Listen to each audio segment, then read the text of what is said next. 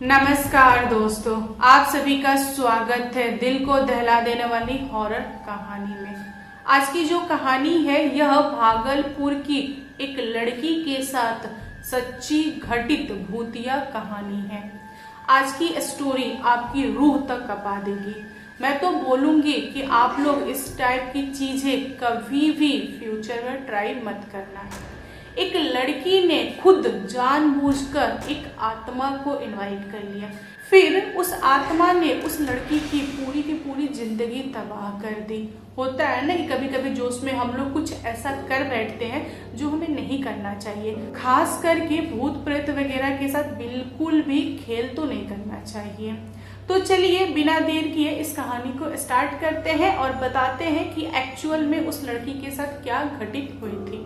दोस्तों, भागलपुर में एक सोनी नाम की लड़की थी जिसका एज 11 साल का था और उसको भूत प्रेत, पिशाच, डाइन, जिन वगैरह में बहुत ज्यादा रुचि थी। वह हर रोज अपनी दादी से, नानी से, यानी जो भी मिल जाए घर का बड़ा मेंबर, उससे भूत प्रेत वगैरह की कहानियां सुना करती थी। सारे लोग अपनी अपनी एक्सपीरियंस शेयर करते थे। यहाँ पर सोनी को दिन प्रतिदिन बहुत ज्यादा दिलचस्पी होने लगा भूत प्रेत में। उसने अपनी लाइफ में कभी भी भूत प्रेत वगैरह नहीं देखा था, इसीलिए वह उतना विश्वास नहीं करती थी जितना उसके बड़े लोग करते थे, यानी गार्जियन वगैरह करते थे। सोनी ने एक दिन फैसला किया कि मैं आजमाऊंगी कि एक्चुअल में भूत होता है कि नहीं होता है। उसने रात में दादी से पूछा कि दादी, मुझे भूत कहाँ मिलेगा, मुझे ना देखना है, मुझे उससे बात करना है, मुझे उससे कुछ सवाल पूछने हैं। दादी बोली कि देखो बेटा, भूत तो तुमको चलते फिरते नहीं मिलेगा क्योंकि उनकी दुनिया अलग होती है। बहुत सारे लोग ऐसा बोलते हैं कि जो अपने गांव में इमली का पेड़ है उस पे जिन रहता है। जो जिन है बहुत ज्यादा ताकतवर है और जो लोग भी जो भी इच्छाएं मांगते हैं वह पूरा कर देता है। मतलब मैं विश्वास करती हूँ। यह सुनने के बाद से सोनी के दिमाग में एक आइडिया आया। वह सुबह होते से ही भागी पेड़ के पास और पेड़ को ऐसे गले लगा के बोली, हे जिन, अगर आप इस पेड़ में हैं तो आप मेरे सामने आइए, मुझसे बात कीजिए, मैं आपसे बात करना चाहती हूँ, मैं आपको देखना चाहती हूँ, आप कैसे दिखते हैं, आप कब सामने आइएगा, मतलब दिन में आइएगा, रात में आइएगा, या फिर कुछ मेरे लिए सरप्राइज है। बहुत सारे जिन लोग होते हैं जो लोग रात में मिलने आते हैं, मैंने सुना है दादी से, दादी बताती हैं ऐसा। क्या आप मुझसे रात में मिलने आएंगे? अगर रात में मिलने नहीं आ सकते तो अभी बाहर आइए, मुझे आपसे मिलना है। यहाँ पर सोनी लगी जिद करने, लेकिन उसका जो जिद था वह ऐसा ही चला गया। वह 15 से 20 मिनट ऐसे पेड़ को गले लगाकर दिल की सारी बातें बोल दी, लेकिन उस पेड़ से ना ही कोई आवाज आया, ना ही कोई बाहर आया, मतलब कुछ भी नहीं, एकदम नॉर्मल। फिर उसने 15 से 20 मिनट बाद बोला कि यार ये तो झूठ मूठ का है, यहाँ पे कुछ भी नहीं होता, कोई जिन विन नहीं होता, लोग उल्लू बनाते हैं, बच्चों को डराते हैं, मैं नहीं डरने वाली, ये फालतू है, मैं जा रही हूँ। और घर आकर दादी को बोली, देखो दादी, मुझे आलतू फालतू की कहानियां मत सुनाओ, ये सब कुछ नहीं होता है। अगर होता तो जिन तो आता ना सामने, मैंने तो कितनी बार बोला कि जिन सामने आओ, सामने आओ, लेकिन वह आया नहीं। इतना सुनने के बाद से उस बच्ची की दादी डर गई, कांप गई और भागती हुए उस पेड़ के पास गई और बोली कि हे भगवान, हमें माफ कर दो, गलती हो गई मेरी छोटी सी बच्ची को, उसने आपको बुलाया, उसका बचपना समझ के उसे माफ कर दो। अगर आपको कुछ चाहिए तो हमें बताओ, हमें सपना दिखाओ, हम आपकी इच्छा पूरा करेंगे, लेकिन मेरी बच्ची को बख्श दो, माफ कर दो, उससे गलती हो गई। यह बोलकर दादी घर आ गई और उन्होंने सोनी को बहुत डांटा और बोला कि आज के बाद से मैं कोई भी हॉरर कहानी तुम्हें नहीं सुनाऊंगी और ना ही तुम यह गलती दोबारा फ्यूचर में करोगी। सोनी बोली कि चलो ठीक है, लेकिन सोनी के मन में बहुत तरह की चीजें चल रही थी। वह बार बार इमेजिन कर रही थी कि अगर जिन होता तो कैसा दिखता, क्या वह मेरे टाइप से दिखता या फिर अलग टाइप से दिखता। वह अपने दिल और दिमाग में एक इमेज क्रिएट कर रही थी कि हाँ जिन होता तो लंबा दिखता, चौड़ा दिखता, उसके बॉडी होते, ये होता, वो होता, मतलब उसने ना एक लड़के की इमेज बना ली। धीरे धीरे 4 साल बीता, सोनी हो चुकी थी 15 साल की। उसके घर वालों ने उसके लिए रिश्ता देखना स्टार्ट कर दिया, क्योंकि गांव में ना बहुत ही कम एज में शादी कर देता है लोग और गौना रखता है लोग 3 साल, 5 साल, 10 साल, 11 साल, 9 साल, जिसकी जितनी मर्जी हो। यहाँ पर सोनी के फादर ने सोचा कि बेटी की शादी हम कर देते हैं 15 पे और उसकी विदाई हम करेंगे 20 साल की एज में, मतलब 5 साल का हम गौना रखेंगे। रिश्ता भी मिल गया और सोनी की शादी भी हो गई। सोनी की जो शादी हुई थी वह उसके बचपन में हुई थी। उसका उतना दिमाग नहीं था कि पति क्या होता है, ससुराल क्या होता है। वह शादी करके मस्त खुश थी, स्कूल जाती थी, घर आती थी, खेलती थी सहेलियों के साथ। ऐसा करते करते सोनी की शादी को 3 साल बीत चुके थे। सोनी हो चुकी थी 18 साल की, तब जाके उसको समझ में आया कि एक्चुअल में ससुराल क्या होता है, क्योंकि उसके साथ बहुत बड़ा मजाक हो गया। सोनी की जो सासू माँ थी वह दुनिया छोड़ दी किसी बीमारी की वजह से, और सोनी के ससुराल में कोई औरत नहीं थी जो उसके ससुराल वालों को खाना बना के खिला सके, उन लोगों का केयर कर सके। इसीलिए सोनी के ससुर ने तय किया कि अपनी बहू को वह लेके आएंगे ससुराल। फिर सोनी के माता पिता और उसके ससुर ये लोगों ने मिलकर फैसला किया और एक डेट रखा, जिस डेट को सोनी जाने वाली थी ससुराल। दोस्तों, सोनी के गौना का डेट आ गया। वह 18 साल की हुई नहीं थी एग्जैक्टली, मात्र 5 दिन कम था, मतलब 17 साल के एज में ही उसका गौना हो गया। वह ससुराल गई। उसका जो पति था वह सोनी को 5 से 6 दिन तक बहुत प्यार किया, सब कुछ सही चल रहा था। लेकिन जैसे ही सोनी 18 साल की हुई, उसका और उसके पति का बिल्कुल भी नहीं बना। मतलब दोनों की आपस में बहुत लड़ाई होती थी, बहुत ज्यादा झगड़ा होता था। सोनी के अंदर बचपना था, लेकिन उसका पति मैच्योर था। चीजें ना एकदम से उल्टा हो गई। ससुराल वालों ने और मायका वालों ने कोशिश किया कि घर परिवार सब कुछ सही चले, बट सही चला नहीं। धीरे धीरे यह रिश्ता 10 से 12 साल तक खिंचाया। सोनी की शादी को शायद 12 साल कंप्लीट हो चुके थे, बट उसको कोई बच्चा नहीं था। सोनी के ससुराल वाले बहुत ज्यादा मतलब ऐसे गुस्से में रहते थे, फ्रस्ट्रेट रहते थे, क्योंकि उनको चाहिए था एक वारिस जो घर को आगे मतलब चला सके। आखिरकार शादी के 12 साल बाद सोनी के ससुराल वालों ने सोनी को मैके भेज दिया और बोला कि हम अपने बेटे का दूसरा शादी करेंगे। यहाँ पर सोनी मैके आके रहने लगी और अपने पति को नहीं बोल पाई, क्योंकि एक लंबा समय उसके साथ रह के आई थी। तो उधर सोनी के पति का दूसरी शादी हो गई। इधर सोनी के माता पिता ने सोचा कि किसी लड़की को देखकर इसकी दूसरी शादी करा देते हैं, कब तक हम इसे अपने घर में बैठा के रखेंगे। सोनी ने मना कर दिया, बोली कि नहीं, मैं किसी से शादी नहीं करूंगी, मैं किसी के घर नहीं जाऊंगी।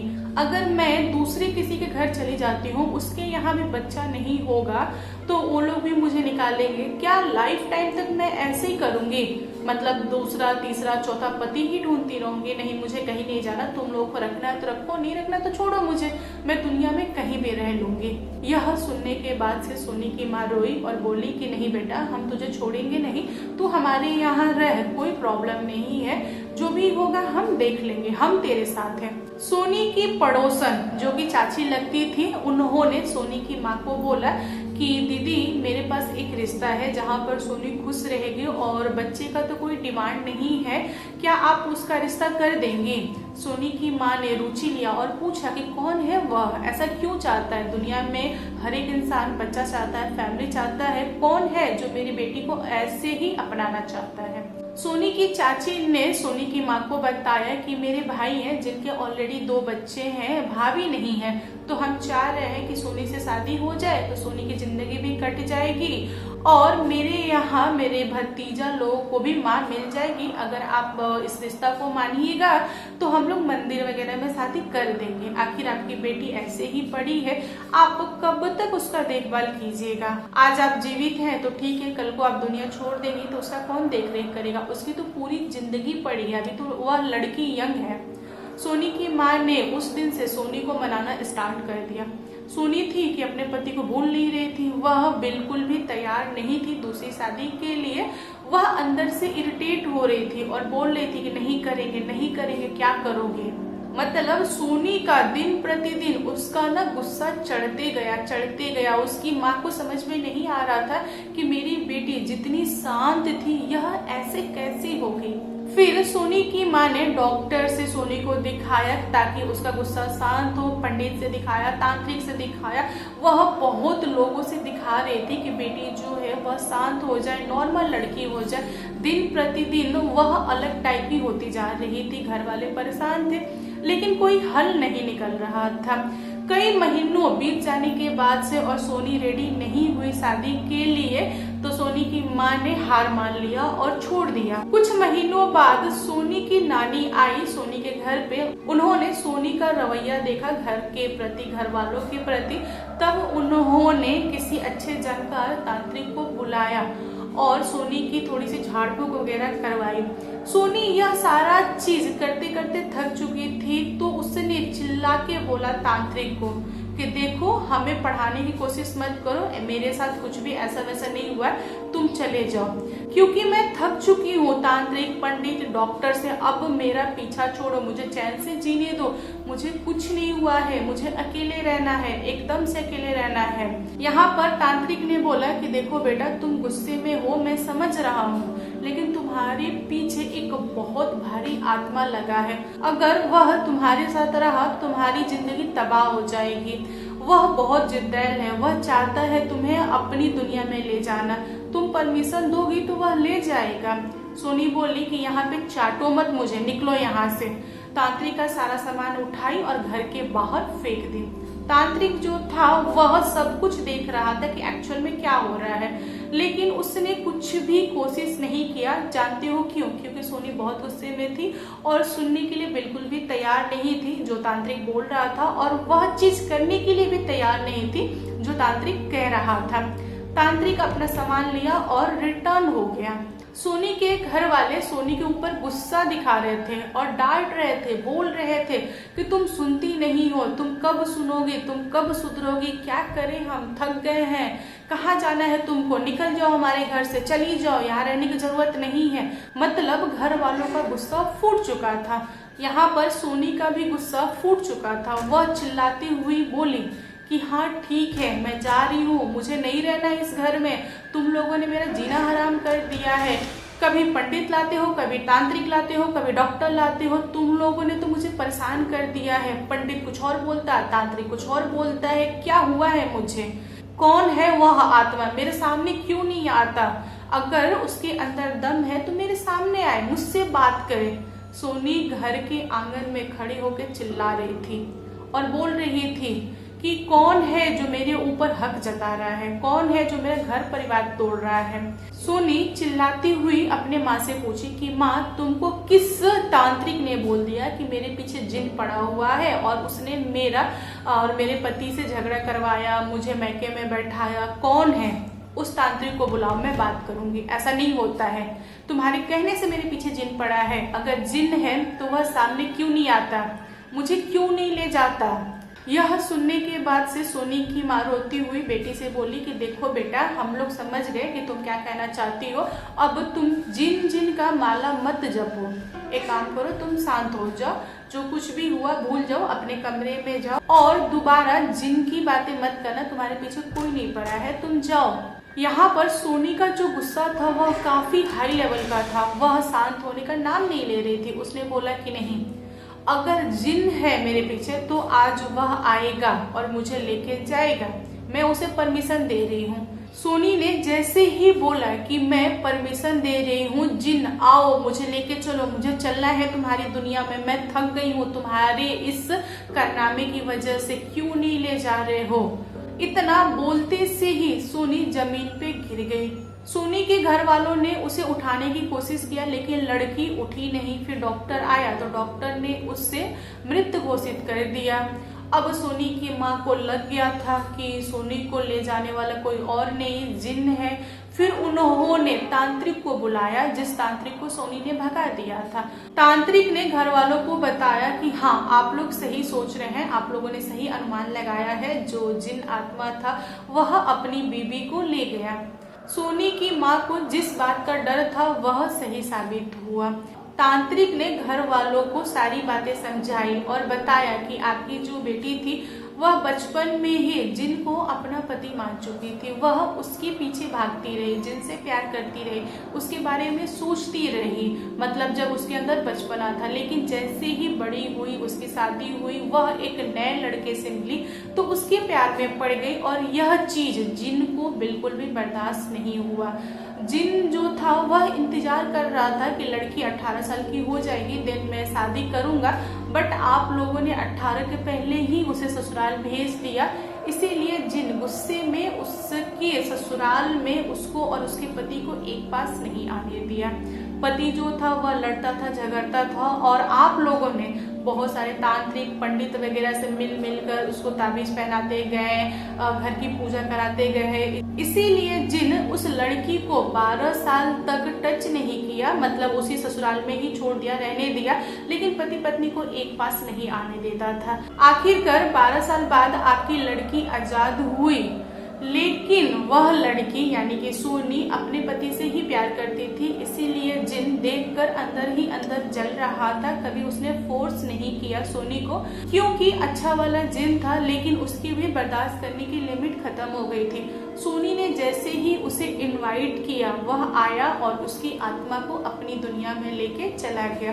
अब आप लोग कुछ भी नहीं कर सकते, जो होना था वह हो चुका और आप लोग इस चीज को मान लीजिए, जिनकी बीबी है सोनी और सोनी का पहला पति है जिन, इसीलिए इन दोनों को कोई भी अलग नहीं कर सकता। सोनी तो अब लौट के आएगी नहीं, तो आप लोग इस शरीर का अंतिम संस्कार वगैरह कर दीजिए और आप लोग भूल जाइए कि आपकी कभी बेटी थी। अब आप लोग अपने लाइफ में आगे बढ़िए। दोस्तों, आप लोगों से मेरा एक सवाल है कि क्या आप लोगों ने कभी बचपन में इस टाइप की चीजें की है? अगर नहीं किया है तो ठीक है, अगर आप बच्चे हैं, इस वीडियो को देख रहे हैं, तो प्लीज आप लोग ऐसी चीजें मत कीजिएगा, कभी भी मत आजमाइएगा, क्योंकि इसका जो रिजल्ट होता है बहुत ही ज्यादा खराब होता है। तो दोस्तों, आप लोगों को कहानी कैसी लगी कमेंट करके बताइएगा। कहानी पसंद आए तो प्लीज लाइक एंड शेयर कीजिएगा और मेरे चैनल पे न्यू आए हो तो चैनल को सब्सक्राइब करना। Thank you, bye bye.